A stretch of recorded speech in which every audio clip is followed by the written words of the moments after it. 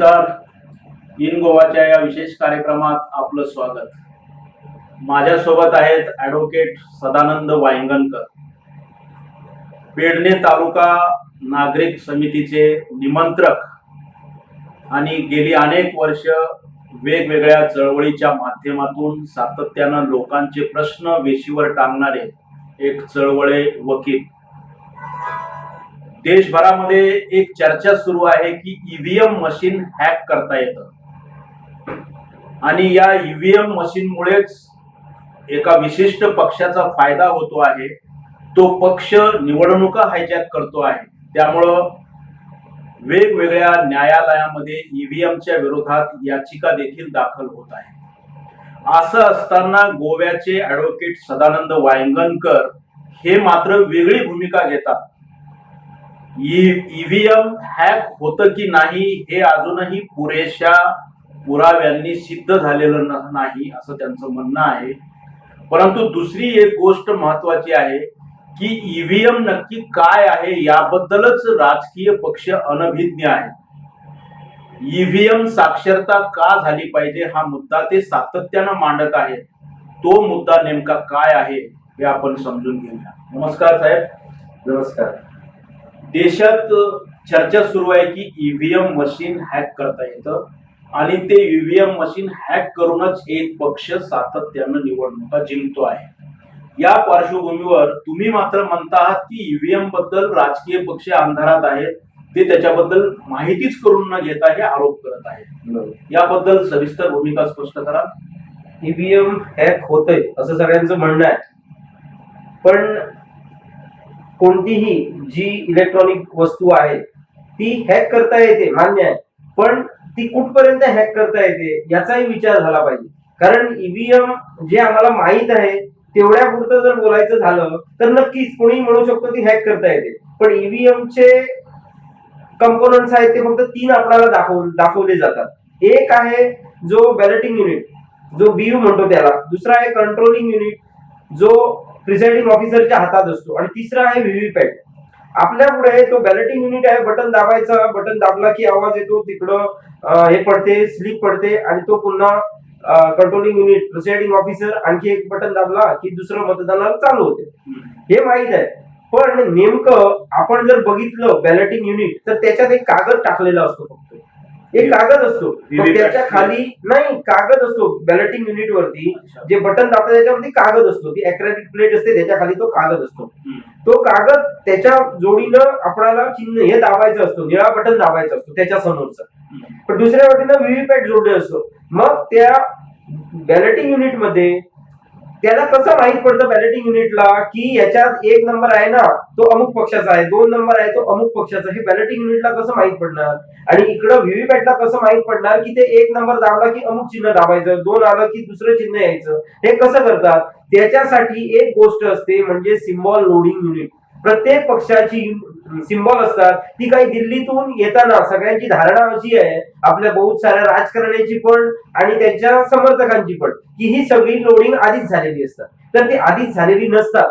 तर काय होतंय की ती इकडे आल्यावर first level confirmation, second level असं 2-3 लेवल वरती त्याचं सिम्बॉलचं चेकिंग होत असतं. First level checking, second level checking आणि त्याच्यानंतर डिस्ट्रिक्ट वाईज ती जी ईव्हीएम्स आहेत ती वाटली जातात आणि त्याच्यानंतर सगळ्यांना कळते की ती कुठल्या मतदारसंघात जाणार आहे. तशी त्या रिटर्निंग ऑफिसरकडे तेवढी मशीन आलेली असतात. आता समजा एखाद्या मतदारसंघात 7 जणांनी फॉर्म भरले आणि त्याच्यातले 2 विड्रॉल झाले, तर ते फक्त 5 जणांची सिम्बॉल लोडिंग करायची. दुसऱ्या मतदारसंघात समजा 10 जणांनी फॉर्म भरले, एकानंच विड्रॉ केलं तर 9 जणांची लोडिंग करायची. म्हणजे हे सिम्बॉल लोडिंग असतं. हे कधी असतं तर सिम्बॉल लोडिंग असतं हे विड्रॉवल झाल्यानंतर दुसऱ्या दिवशी त्यांना चिन्ह दिलं जातं आणि त्याच्यानंतर तिसऱ्या दिवशी रिटर्निंग ऑफिसर म्हणजे आपल्याकडे डेप्युटी कलेक्टर आहे, तो त्याला नोटीस काढतो की चिन्ह सिम्बॉल लोडिंग करायला जायचंय. आणि नेमका इकडूनच सगळा घोटाळा होतो. कारण आपल्याला सिम्बॉल मिळालेलं असतं, कार्यकर्ते उत्साह, नेताही उत्साह, त्याला पुढच्या प्रक्रियेशी काही देणं घेणं नाही आणि इकडूनच सगळा घपला होतो. कारण सिम्बॉल लोडिंग युनिट नावाची गोष्ट आपल्या गोवा राज्यानं अजून पाहिलेलीच नाहीये असं म्हणावं लागतं. पोलीस पाहिजे नाही, नक्की कुणीच पाहिली नाही. कारण मी साधारण एक माजी मुख्यमंत्री आपले पेडण्याचे त्यांची मुलाखतच जवळजवळ घेतली. आपले काही माजी मंत्री, सध्याचे मंत्री यांना विचारलंय, त्यांच्या इलेक्शन एजंटला विचारलंय. इलेक्शन एजंट पाठवतात त्या ह्याच्यावरती त्यांच्या रिप्रेझेंटेटिव्ह म्हणतात त्यांना, प्रतिनिधी, त्यांना विचारलंय की तुम्ही तिकडं गेला होता सिम्बॉल लोडिंगला, तेव्हा तुम्ही हे बघितलंय का? काही स्वतः प्रतिनिधीच गेले होते तिकडे, जे अपक्ष वगैरे असतात ते स्वतःच जातात. त्यांनी बघितलं, त्यांनीही सिम्बॉल लोडिंग युनिट हे कोणीच बघितलेलं नाही.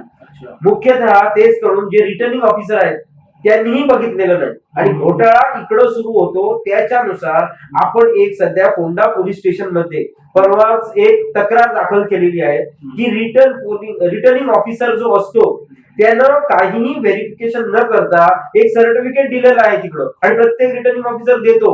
जे गोव्यात जेवढे रिटर्निंग ऑफिसर आहेत त्या सर्वांवरती तक्रार झाली पाहिजे. कारण काय, त्याच्यात रिपोर्ट मध्ये असं लिहितंय, तुम्ही बघू शकता, मॅन्युअल आहे 8.4.2C, याच्यात सरळ लिहिलेलं आहे की जे बीईएल किंवा बीसीआयएल याचे ECIL याचे जे इंजिनियर्स आहेत ते सिम्बॉल लोडिंग करणार आहेत, सिम्बॉल लोडिंग युनिट वापरून, आणि त्यानंतर आपले रिटर्निंग ऑफिसर ते सर्टिफाय करणार आहेत चेक करून की यांनी सिम्बॉल लोडिंग युनिट वापरून हे सिम्बॉल लोडिंग केलेली आहे त्याच्यात. म्हणजे जेव्हा हे आली मशीन आली आपल्याकडं, आपल्या मतदारसंघात कोणी मागं घ्यायचं ते ठरलं, ती लोडिंग करताना सिम्बॉल लोडिंग युनिट हा महत्वाचा घटक आहे, हा वापरूनच ते लोडिंग केलं पाहिजे. पण ते लोडिंग करत नाही.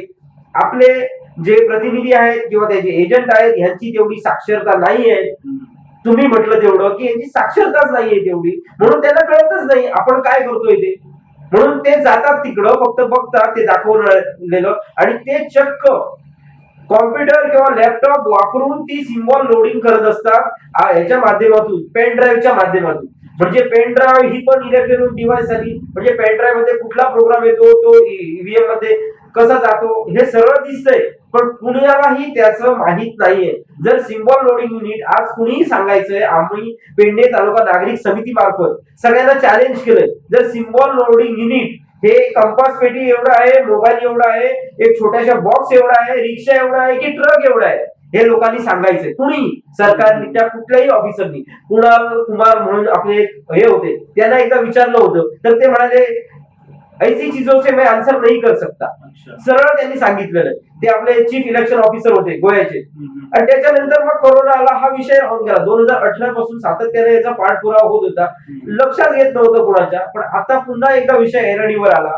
दिल्लीहूनही काही लोक आले, वकील लोक आले, इकडे सांगितलं. त्या लोकांनी काही लोकांना इकडे बोलायला ट्रेन केलं. त्यांना एकच प्रश्न विचारला, सिम्बॉल लोडिंग युनिटच्या बाबतीत काय आहे, तर सगळेजण गप्प, नाही त्याच्यावरती आम्हाला बोलायचं नाही, विषय डायव्हर्ट करायचा नाही. अरे विषय डायव्हर्ट नाहीये, मुळात सिम्बॉल लोडिंग युनिट हे न वापरता इलेक्शन होतंय, म्हणून ईव्हीएम हॅक होते.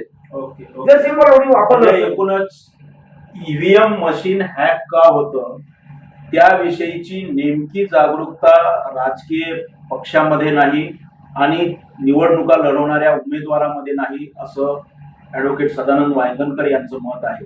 ही चर्चा आम्ही पुढे नेणारच आहोत. वेळ झाली आहे अल्पशा विश्रांतीची. कुठेही जाऊ नका, पाहत राहा इन गोवा 24 तास.